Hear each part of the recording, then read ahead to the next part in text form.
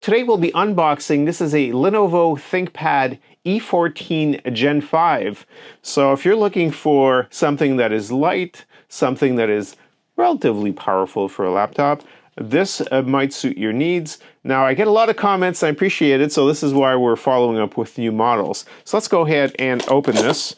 So I don't think any of you will be very surprised to find that the laptop comes with basically a power adapter, which is going to be a 65 watts USB-C. So this is what they're using more and more, so straight USB-C. It's very good, since if you are traveling, it's good to have, one adapter with USB-C. You can plug other things, for example, your phone and whatnot with it. So let's take a quick look. Now, if you're on the road quite a bit, this is perfect. Let's take the plastic off and take a quick look around. Now you're going to find these look very familiar from one unit to the other. So if we take a very quick look around, so you've got the metal top and the plastic bottom. There is a bit of rubber, I guess, or synthetic rubber perhaps on the back. Now the hinge on here is one straight hinge as opposed to being two on some models. You've got ventilation on the bottom here and here. And let's take a quick look maybe around. I'm just going to open it up and take this out. Here's what this looks like. Now, of course, when you purchase these, because I get a lot of comments talking about things like processors, memories, I didn't get the same thing, mine is not quite the same. You get to pick really how you equip your E14, and what I mean by that is you have a choice of going from an i3 to an i7. Of course, depending on some models, you may be able to get an i9 in some cases. So you need to look at what the different models are available in your area, in your country, through whatever distributor or whatever retail outlet you are choosing to purchase these from. So keep this with a grain of salt. So at the end of the day, what you're going to find are very standard ports. So you've got your audio jack there, you've got an HDMI, you've got USB, you've got USB-C here in the corner. Now keep in mind there is a single lightning port for built in here. And on the other side, you've got a second USB, and you've got yourself a network interface port there. So you can plug it to gigabit Ethernet. So it's useful for people who, for example, if you're on the road, you need to diagnose things, or you need to connect to a hard wire somewhere at an office. It's built right in. So the unit is pretty stylish, and this is what it looks like. It's very clean. Again, I mean, it's very close to the edge. If you want something that's a little more compact and that brings it out even closer, the best ones I've seen are like the Dell XPS, which I use. But this again has a very nice keyboard. I do like the Lenovo keyboards for typing. As someone who writes books and so forth, I like to type on laptops quite a bit. So this is one of my preferred keyboards. I find it's got the right amount of feedback and it's not too noisy, although I guess it's pretty rare to find a noisy keyboard nowadays on any laptop, but that's besides the point. You still have this little joystick, which I find just annoying in the center, so the pointer here. You can, of course, not use it and use the trackpad with the two corresponding buttons there. It does not have, for all the accountants out there, people who do a lot of accounting or number crunching, it doesn't have a section obviously with the numbers. So keep that in mind, because if you're going to get a larger laptop, that might be better suited for you.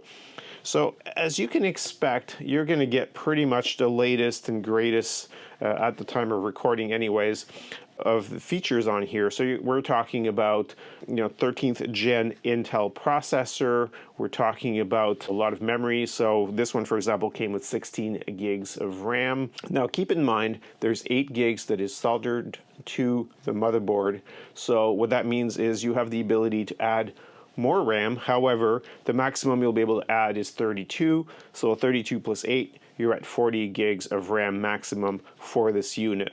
So I don't think that's going to be a problem for most people. In fact, I think that's very decent.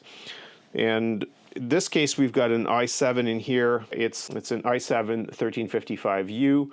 Again, if you want to go into the more powerful processors, you've got to check what SKUs you can have available in some of these. So of course there's a price, there's a balance there between performance and price and so forth. So not everybody has unlimited budgets. So these are less expensive. And I think for most people, depending on what you're doing, of course, you'll be able to go out there and perform your day-to-day work in most cases. Especially a lot of us use cloud-based CRM packages, ERP systems, and so forth. So these services that you just get online, whether it be Salesforce or whatnot, this will more than handle it. It's not a huge problem. If you're a heavy gamer, just because I do occasionally get comments from you guys saying, hey, can I run? I mean, this is not a gaming laptop, so keep that in mind. I mean, read the specs for the different games and see, but don't expect to be able to play something very high-end and demanding on a laptop like this at high resolutions, at everything set to maximum. It's probably not going to happen. So apart from that, let's see, we've discussed most of the features. One of the things I wanted to talk about is the connectivity. So from a Wi-Fi point of view, you've got the 802.11ax, so you're getting into the Wi-Fi 6 and so forth at this point.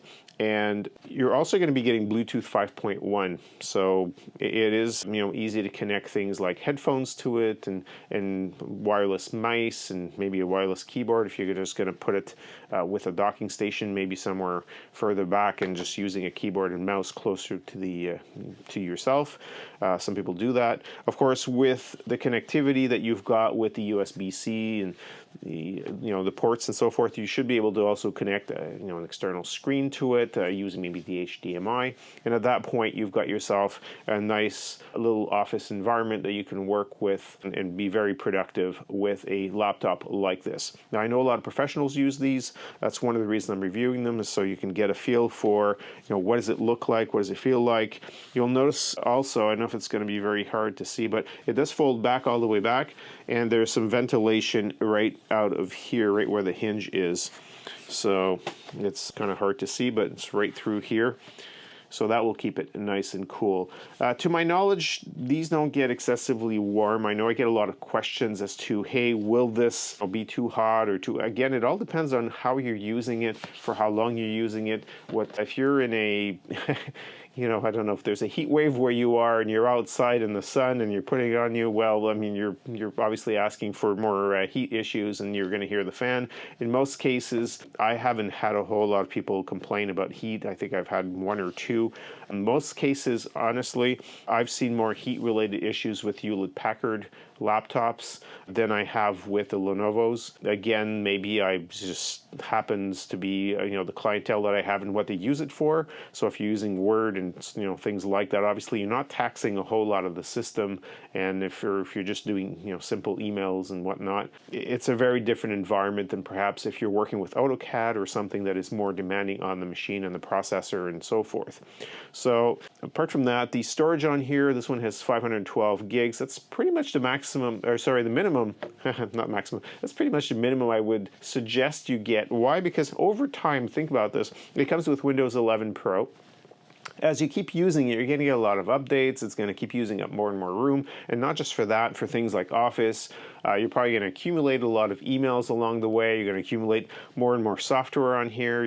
So you can get pictures and whatever happens both in your personal life and work life, you're going to end up with a lot of extra information in here, and what that's going to do is fill itself up over time.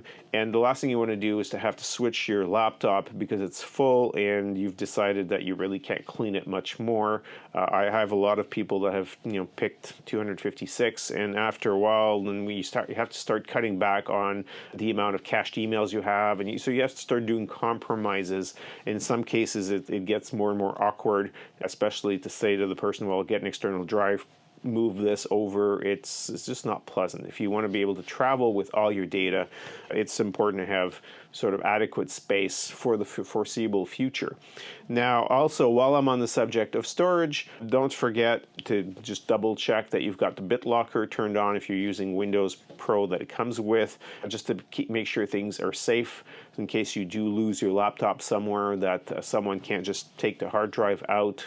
It's an SSD NVMe card in here, in this case, very fast. But if they take it out of here, plug it to some other system, if there's no encryption, they'll be able to read whatever's on there. there. So stay safe and encrypt whatever it is. And please, obviously, a safe tip there, don't put, Word document with passwords or whatever. Make sure that those are encrypted. Use something adequate to protect your data. It's getting harder and harder out there not to hear about the people that have been ransomwared or hacked or whatnot. So please be safe.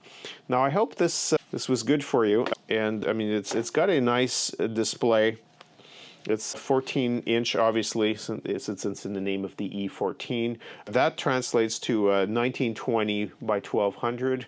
So again, it's got an anti-glare on there, so it's pretty good. Bright daylight. I haven't tried this exact model. Usually the brightness is decent. So we'll go ahead and try that out ourselves. So you've got a backlit keyboard on there. Make sure that when you get the SKU or you get the model that you check if you want to have a backlit keyboard, that you don't get a model that doesn't have it, because that's another thing that people ask me a lot about. Say, hey, mine doesn't have the backlit keyboard. I try to make sure that it comes with it, and you'll see the key is right there.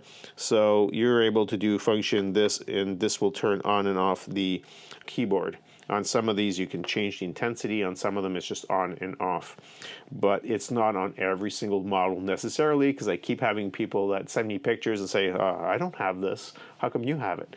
So again, that's the challenge in reviewing these. This is like a Lego set. You can mix and match different things. And if you want to, again, you want slower processor, you want to save some money, you can do that. But keep in mind that not because it says E14 Gen5 that it is this exact model and has all these features. So I'm Bob Pellerin, CTOBOB. Hope you enjoyed this unboxing. I hope it was useful for you. And of course, you can stay tuned. We have a lot of other laptops coming up and that we've done in the past. So go ahead and watch those. Leave some comments below. We would love to hear from you. Any comments, how are you using them, and so forth. It's always appreciated. Any comments, any things that you suggest that we can cover in the future.